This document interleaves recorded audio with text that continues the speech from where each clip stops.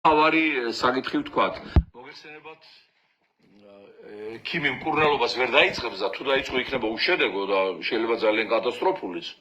თუ ზუსტი დიაგნოზი არ დაისვა. ჩვენ უნდა დაუსვათ ჩვენს თავს, ჩვენს ქვეყანას და ამ პოლიტიკურ რეჟიმს ზუსტი დიაგნოზი. რა ხდება? ვინ დაამყარა ქვეყანაში ტირანია, დიქტატურა იმ დროს, როცა ასაფრენად ვიყავით გამზადებული, შევდიოდით ევროპულ ყველაზე მოწინავე სივრცეში, ვეტოს უფლებით, ანუ ჩვენს ერთ ხმას შეეძლო გადაეწყვეტა ესპანეთის ბედი, საფრანგეთის ბედი, გერმანიის ბედი, მსოფლიოს ბედი. იქ ერთ ქვეყანას ვეტოა ორბანი რაც გიჩვევა. გადაეფარა ივანიშვილს პუტინისგან მიღებული იაპი გაზის და ნავთობის სანაცვლოდ, თაგერ ევროკავშირის სანქციებს ვერ აწესებს დღემდე ამის გამო. ანუ ვეტოს უფლებით მე შევდიოდით ყველაზე განვითარებულ სამყაროში, ამას მოგვაცვლილა, აგვაცილა, ეს ყველაფერი მეგობრებო ეს ყველაფერი დაკავშირებულია იმასთან, რომ საქართველოს პოლიტიკურად ანექსირებულია რუსეთის ფედერაციის მიერ.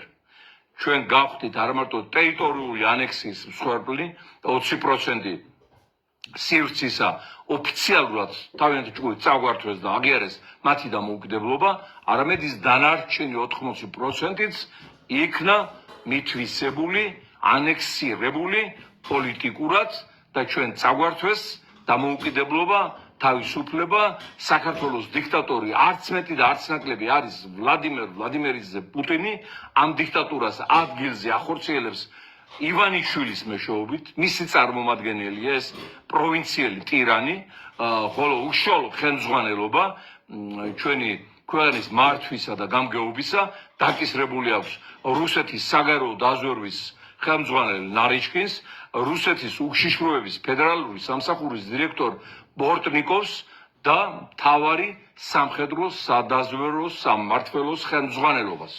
აი ეს არის დღეს რეალობა და ჩვენ ეს დიაგნოზი უნდა დავსვათ, არა მარტო ჩვენთვის და შიდა გამოყენებისათვის და კვალიფიკაციისთვის, არამედ საერთაშორისო არენაზე, აი როგორც გაუჯინეთ სანქციების აუცილებლობა სოფლიო თანამეგობრობას და ეს დღეს ოფიციალური პოლიტიკა, ასევე მთელი საერთაშორისო ორგანიზაციები გაეროდან დაწყებული ევროპის საბჭო, ევროპის კავშირი, ნატოს საპარლამენტო ასამბლეა, ყველა საერთაშორისო ორგანიზაცია, ყველა დემოკრატიული ქვეყანა უნდა მივიდეს იქამდე, რომ აღიარონ საქართველოს პოლიტიკური ანექსია ვლადიმერ პუტინის და რუსეთის ფედერაციის მიერ.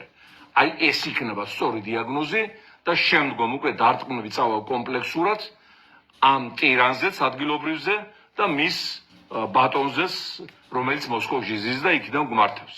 ანუ დღეს პოლიტიკური ძალაუფლება, დამოუკიდებლობა და სუვერენიტეტი წაღებული აქვს მოსკოვს ივანიშვილის გავლით, ხელით და მეშვეობით. ჩვენ ვიწყებთ ძალიან სერიოზულ ბრძოლას საერთაშორისო არენაზე ამ მიმართულებით და დარწმუნებული ვარ, რომ ძალიან დიდი მხარდაჭერა გვექნება და რა თქმა უნდა ეს გააძლიერებს რეჟიმის ჩამოშლის პროცესს, რომელიც დაწყებულია და არ გაჩერდება, რადგან ქართული ხალხის დამონება გახლავთ შეუძლებელი.